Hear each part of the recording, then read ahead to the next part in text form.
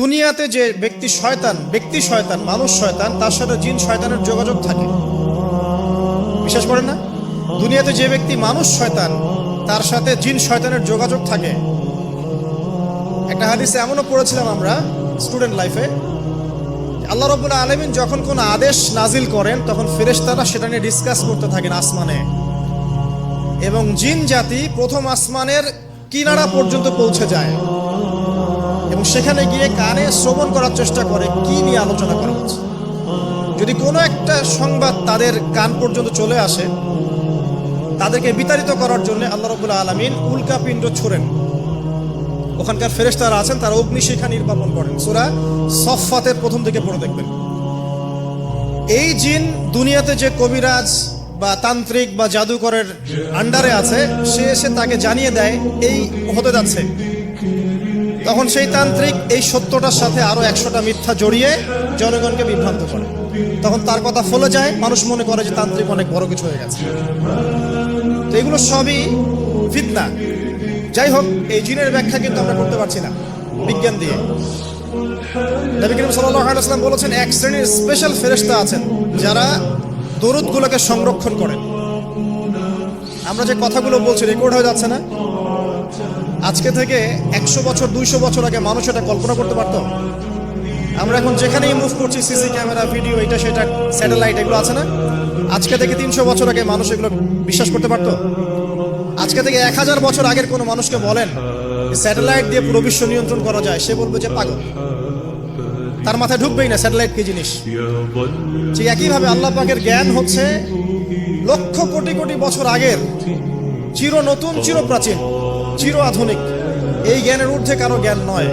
এই জন্য এখন এগুলো কথা অনেকেই প্রশ্ন তোলে, ফেরেশতা আবার কি জিনিস, জিন আবার কি, ইসলাম এগুলোতে কেন বিশ্বাস করে? সুবহানাল্লাহ। মানে তাদের বক্তব্য হচ্ছে ল্যাবরেটরিতে যেটা প্রমাণ করা যাবে না সেটার অস্তিত্ব নাই। প্রত্যেকটা বস্তুকে হয় কঠিন হতে হবে, না হলে তরল, না হলে বাইরে কিছু নেই। আসলে কি তাই? তো সবকিছুকেই বিজ্ঞান দিয়ে ব্যাখ্যা করতে হবে জরুরি না।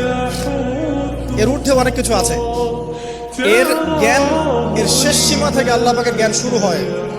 অতএব এটাকেই চূড়ান্ত জ্ঞানের মানদণ্ড মনে করার কোনো কারণ নাই। আমাদের মধ্যে একটা শিরকি আকীদা ঢুকে গেছে এখন। এটা একটা শিরকি আকীদা। সেটা হচ্ছে যে কোনো বিষয় যদি বৈজ্ঞানিকভাবে প্রমাণিত না হয়, কোরআন সুন্নাহয় থাকলেও মনে করি এটার অস্তিত্ব নেই। এটা আমাদের সাইকোলজিক্যাল সমস্যা। এখন এই জেনারেশনের বেশি সমস্যা, কারণ তারা পড়াশোনা করতে করতে মনে করছে সব কিছুকেই বিজ্ঞান দিয়ে প্রমাণ করতে হবে। তুমি তো তোমার আত্মাকেই প্রমাণ করতে পারবে না। একটা মানুষ হাঁটছে রাস্তা দিয়ে, পড়ে গেল, ডেড। এরকম হচ্ছে না? তাহলে কি এমন ছিল তার দেহের মধ্যে, বের হয়ে চলে গেল, সে ডেড? বলবে হৃদযন্ত্রের ক্রিয়া বন্ধ হয়ে মারা গেছে। ক্রিয়াটা বন্ধ হলো কিভাবে? কে হুকুম করলো? কার আদেশে বন্ধ হলো? কে নিয়ে গেল রূহ, আত্মাটা? এগুলো তো ব্যাখ্যা করতে পারবে না। সো এই কনসেপ্ট থেকে বের হয়ে আসতে হবে যে প্রত্যেকটা বিষয় বিজ্ঞান দিয়ে প্রমাণ হলে পরেই বিশ্বাস করবো, না হলে করবো না। এটা ঠিক নয়। কোরআন এবং সুন্নাহ যা আছে এটা চূড়ান্ত। এর বাইরে যা আছে এটা যদি কোরআন সুন্নাহর সাথে মিলে যায় আমরা গ্রহণ করবো, কোনো সমস্যা নেই। না মিললে আমরা কোশ্চিন কালো সেটা মানতে রাজি নই। আসুন, নবী করিম সাল্লাল্লাহু আলাইহি ওয়াসাল্লাম বলেছেন, এক শ্রেণীর স্পেশাল ফেরেশতা আছেন, মালায়েকা, নূরের তৈরি, আলোর তৈরি, আলো দিয়ে তৈরি, নূর দিয়ে তৈরি, যারা নিঃসন্দেহে আলোর বেগের চেয়ে বেশি বেগে ভ্রমণ করতে পারে, নিঃসন্দেহে। আচ্ছা, তো তারা স্পেশালি এই দরুদগুলোকে সংগ্রহ করেন। দরুদ এবং সালাম এটাকে সংগ্রহ করেন, করে নবী সাল্লাল্লাহু আলাইহি ওয়াসাল্লাম পর্যন্ত পৌঁছে দেন। এরপর আল্লাহ রাব্বুল আলামিন, আল্লাহ সুবহানাহু ওয়া তাআলার ইচ্ছায় নবী করিম সাল্লাল্লাহু আলাইহি ওয়াসাল্লাম এর জবাব দিয়ে থাকেন। একটু চিন্তা করেন যে আপনি মনে করেন আল্লাহ রাসূল সাল্লাল্লাহু আলাইহি ওয়াসাল্লামের দরজায় দাঁড়িয়ে আছেন, কথার কথা মনে করেন যে তিনি জীবিত আছেন, কথার কথা। আপনি তার বাড়ি চেনেন, তার বাসায় গেলেন, গিয়ে নক করলেন, গিয়ে নক করে বললেন আসসালামু আলাইকুম। এবার নবী সাল্লাল্লাহু আলাইহি ওয়াসাল্লাম ভিতর থেকে আপনাকে বললেন, কথার কথা ধরে নেন, ওয়া আলাইকুম আসসালাম।